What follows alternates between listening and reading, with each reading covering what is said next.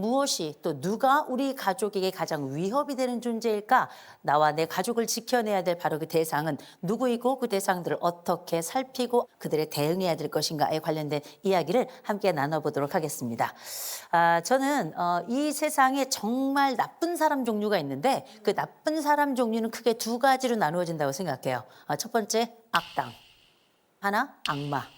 이렇게 두 가지로 나눠진다고 생각하는데 악마하고 악당은 다릅니다. 기본적으로 악마는 마음을 울려요. 그죠? 그리고 악당은 규칙을 부숴버립니다.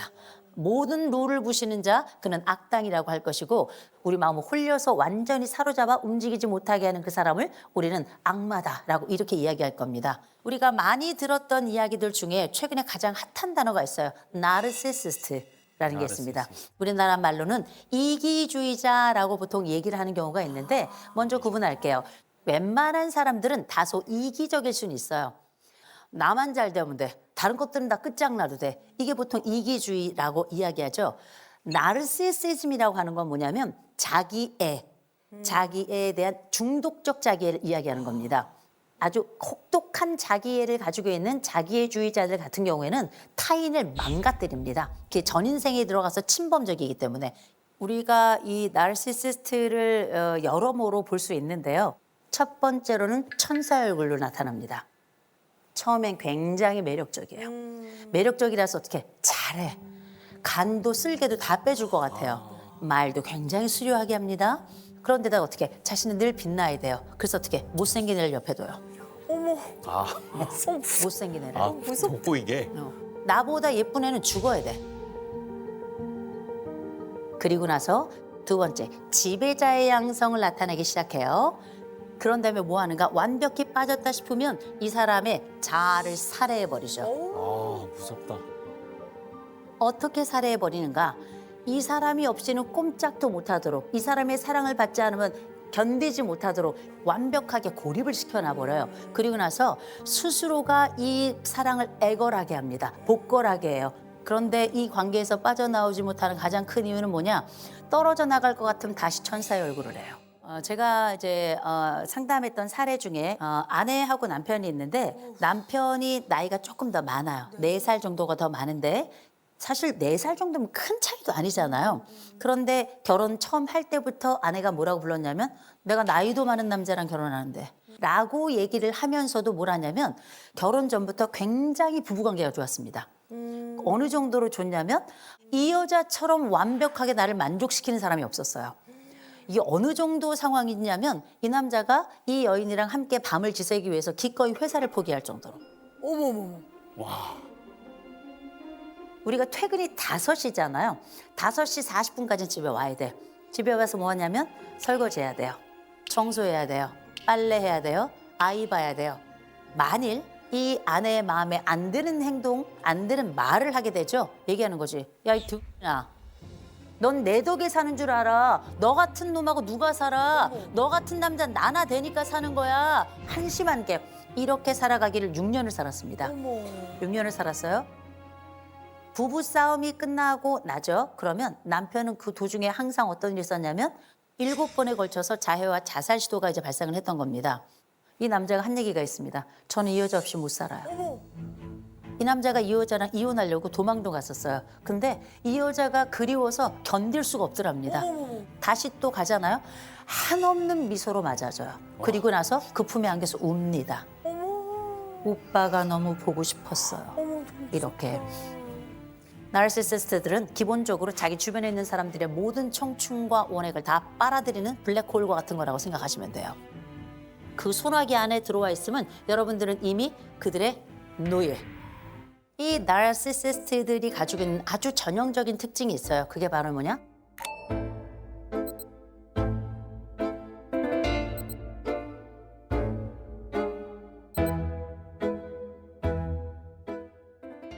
내 주변에 이런 사람들이 있는가 없는가 이게 굉장히 중요한데 우리 집에 이런 사람이 있다면 더 비극이에요. 이를테면 우리가 내 부모가 나르시시스트일 수 있어요. 내 아이가 트로피인 집 있죠? 트로피. 결국은 내 아이가 잘 되라고 해서 내 인생을 바쳤다고 생각해 보는데 가만 보세요. 내 아이가 잘 되는 순간 내가 빛나야 돼.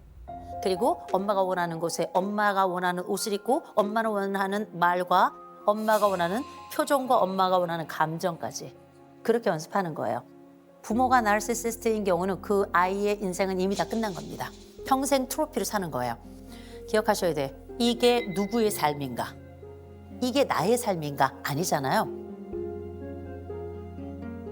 그리고 내가 난 아이 중에 하나가 이런 나르시시스트야. 나르시시스트는 부모도 활용을 해요. 그래서 어렸을 때는 잘 모르는데 점점 커가면 커갈수록 이 아이를 중심으로 이 집이 돌아가요. 그리고 부모의 돈을 독점합니다. 그리고 나이가 들어서도 엄마, 아버지를 수족 부르듯 마치 종 부르듯이 부려요. 그리고 나서 뭘 하는가? 필요한 순간이 됐다 싶으면 버립니다. 이게 천륜이 이렇게 거대한 질병과 만나게 되면 아주 지독한 고리처럼 그렇게 평생을 살아가게 됩니다. 그러면 도대체 얘네들은 왜 이런 모양으로 태어나게 됐나? 혹시 어떤 부모들이 잘못해서 그런 건 아닌가? 이런 생각이 들죠. 부모 잘못도 있습니다. 왜냐하면 유전적인 소인도 일부 있지만 대부분은 부모들의 완벽한 오냐오냐예요. 경계 없고 훈육 없고 어떤 것도 실패 없도록 해서 완벽하게 자기 세계 속에 고립하도록 그리고 자기 세계 속에 왕과 또 왕비로 공주와 왕자로 그렇게 성장하게끔 한 환경 조성이 일부 있는 것도 사실입니다. 그럼 생각해 보세요. 우리가 뭐 오냐오냐 하면 다 나르시시스트로 크냐? 그렇지는 않습니다. 그래서 우리가 훈육이라는 게 있는 거예요. 훈육이라는 게 뭡니까? 해야 될 것과 하지 말아야 될 것, 그 경계, 울타리, 말뚝 이걸 우리는 훈육이라고 부르잖아요. 그래서 아이들을 적절하게 좌절하도록 두어야 이 아이들이 건강하게 크는 거예요. 그냥 매번 일으켜주는 부모는 이 아이들을 나르시시스트로 키울 가능성이 굉장히 높은 겁니다. 나는 필요하다 생각.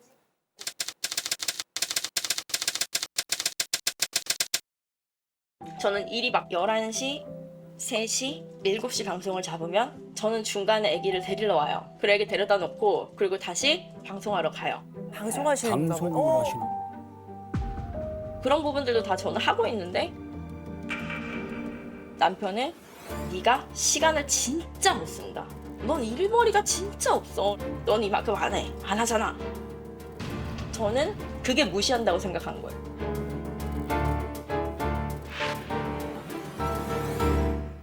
내 일에 대해서 무시를 하거나 아니면은 너가 하는 게 뭐가 있어 이렇게 하면 저도 발끈해서 막 이제 따다다다 이렇게 해요. 이제 그러면은 옛날에는 자기한테 말대꾸도 안 하던 애가 지금은 대가리가 컸대요. 돈 좀 번다고. 아내한테 대가리? 와. 나도 이만큼 하고 있다라는 걸 인정을 해줬으면 좋겠다.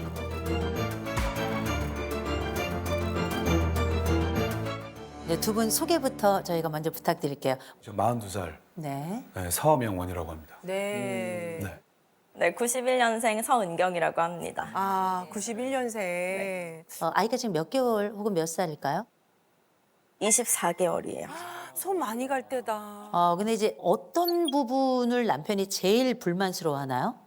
저는 일도 열심히 하고 싶고 그리고 아이도 열심히 케어를 한다라고 저는 나름 생각을 하고 있어요. 제가 중간에 일이 없거나 일이 시간이 나면은 아이를 꼭 케어하려고 노력하는 편이거든요. 근데 이제 저 혼자서 온전히 할 수는 없고 저는 이제 시어머니랑 이제 처음부터 같이 살았기 때문에 어머님이 온전히 아기를 봐주시는 시간 동안 제가 일을 할 수 있는 부분도 있는데 근데 이제 저희 남편은 이제 저한테 너는 육아를 정말 편하게 한다. 네가 조금 더 시간을 더 할애해서 네가 조금 더 뭔가를 더 이렇게 집에다가 집중을 했으면 좋겠다라고 이야기를 하는 거예요. 일머리가 없다 막 이렇게 얘기를 했는데 그런 부분도 저는 이제 프리랜서 같은 거다 보니까 상담도 제가 하고 그리고 모든 걸 다 제가 해야 돼서 집으로 일을 갖고 올 때가 많거든요. 그러니까 일이랑 집이랑 거의 그렇게 경계가 없는 느낌인데 그거를 조금 잘해서 네가 끊어낼 수 있지 않을까? 여기선 집중을 하면 좋지 않을까라는 이야기를 계속 하는 거예요. 아까 아내가 방송을 하시는 네, 맞아요. 네네. 저는 이제 휴대폰에서 한 번씩은 다 쇼핑하시잖아요. 네, 그럼요. 라이브 커머스 하고 있거든요. 네네네네. 네. 지금 이런 문제들을 이제 남편분에게 직접 이렇게 대화를 시도하거나 뭐 좀 풀어보려고 얘기는 안 해봤어요? 해봤는데요. 근데 저희는 항상 싸움으로 끝나는 것 같아요. 아, 그 얘기를 하면 네, 너는 뭐 이래서 안 돼라는 얘기를 되게 많이 들었던 것 같고, 그리고 제가 막 울어요.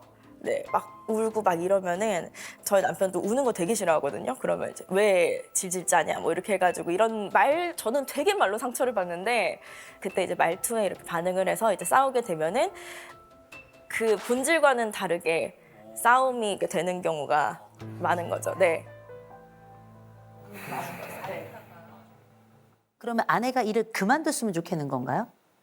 아니요, 그런 건 절대 아니에요. 저는 와이프 직업을 자랑스럽게 여겨요. 근데 시기적으로 지금은 좀 줄여줬으면. 그래서 지금 아내에게 뭘 원하는 거예요? 저녁 방송, 그러니까 9시 이후 방송은 없었으면 좋겠어요. 7시, 8시 사이? 네, 그때까지는 와줬으면. 7시에 들어올 수 있어요? 안 돼요.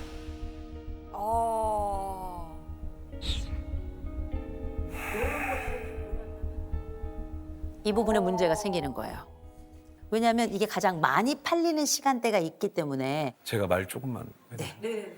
그 와이프한테 시간 제한을 뒀으면 하는 건 평생이 아니에요.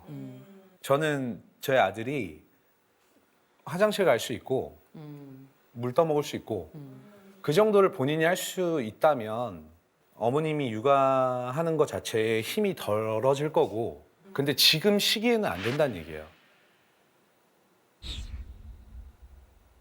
그 중심에는 사실 항상 어머님이 있어요. 어머님이 지금 49년생이시니까 좀 있으면 80이 다 되고 거의 8시간에서 10시간 이상을 아이를 봐주세요. 근데 그 쉬운 일이 아니에요, 정말로. 그래서 퇴근하고 집에 들어오면 들어와서 이제 엄마 눈치 보는 거예요. 얼마나 힘들어 하시는지. 그럴 수밖에 없지. 어머님도 힘이 드니까 붙이니까 한 번씩 앓는 소리를 내시거나 이제 오자마자 야야 얘부터 데려가, 빨리 데려가, 야야야 막 이러실 때가 있어요. 힘드신 거예요. 아내의 수입에 대해서는 어떻게 만족하세요? 아, 이게 왜요? 저는 와이프가 얼마 버는지 모르고 아, 저와 이렇게 재산을 합친 적이 없어요. 그러니까 전반적인 건 이제 제가 다 감당을 하고 있고, 와이프가 뭐 집에 아이 뭐 기저귀나 뭐 우유값 같은 거를 물론 이제 그 금액이 뭐가 크다 작다보다는 이번 달에 얼마 벌었고 뭐 다음 달에 뭐 얼마가 입금 예상이 되고 이걸 모르는 거죠. 아 대략적으로만. 그래서 아내의 수입은 얼마나 돼요, 월? 제가 알기로는 뭐 700, 800 이상?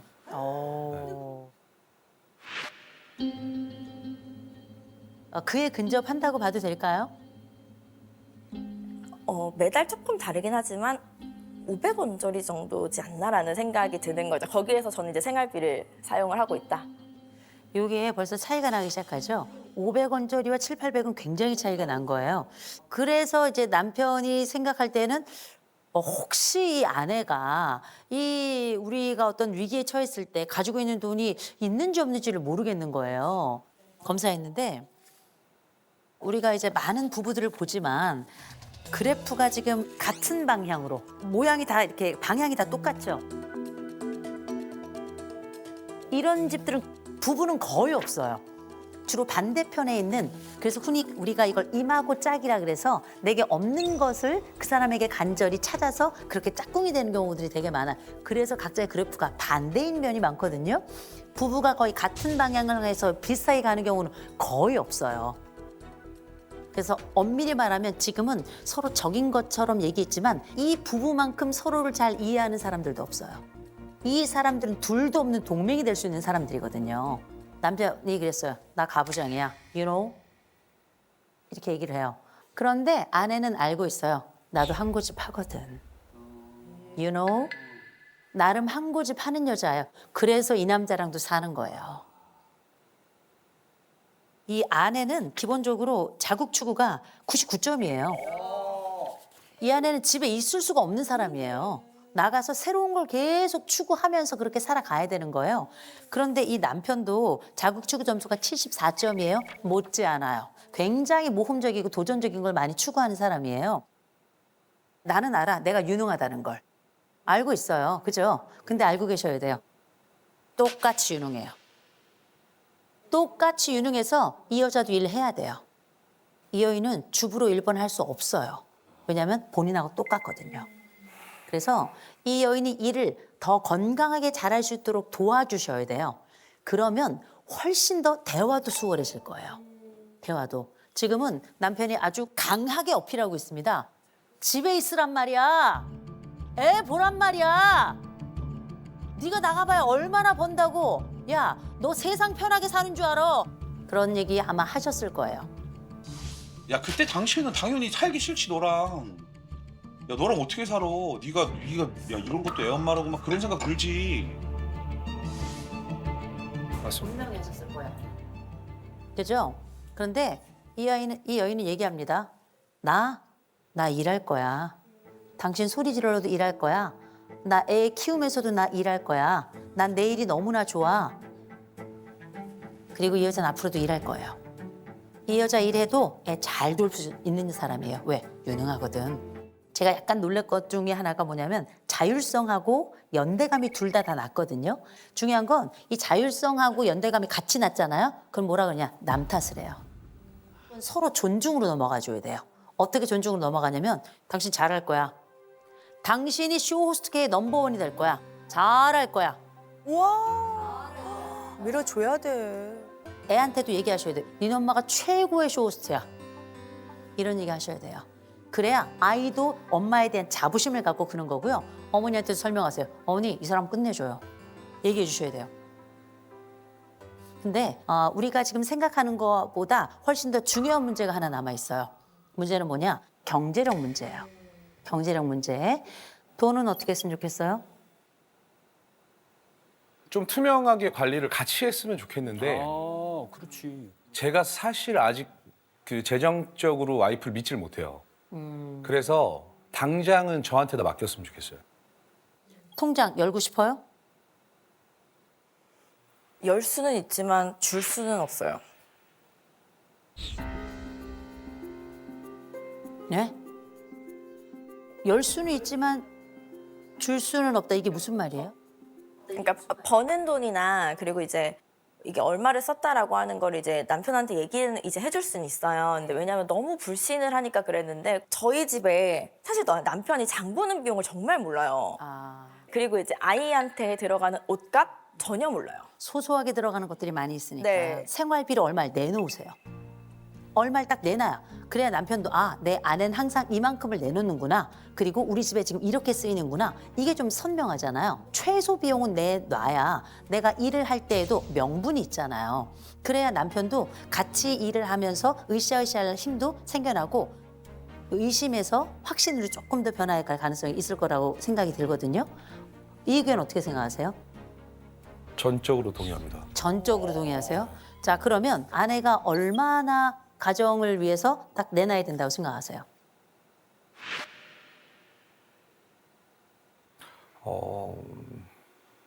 정확하게 액수를 생각해 본 적은 없는데 네. 아이라는 기준을 세우면 저는 150. 150. 우리 집을 위해서 매달 150만 내놓으면 좋겠다. 그러면 뭐 너무 행복하죠, 저는. 너무 행복해요. 너무 행복하죠. 자, 그러면 제가 지금 아내에게 여쭤볼게요. 남편이 한 달에 150 정도 내놨으면 좋겠대요. 가능해요? 가능할 것 같은데요. 아내는 일주일 중에 쉬는 날이 있나요? 하루 이틀 정도는 만들고 있습니다. 하루나 이틀 정도 만들 수 있네요. 자, 그러면 두 분이 일주일에 하루나 이틀은 쉬면서 아이와 충분히 함께 놀이를 하는 걸로. 그리고 그 남편의 이틀과 아내의 하루가 있는 이 시간 동안엔 어머니 쉬시는 걸로. 이게 비교적 우리 집에서 할 수 있는 일일 것 같아요. 네네.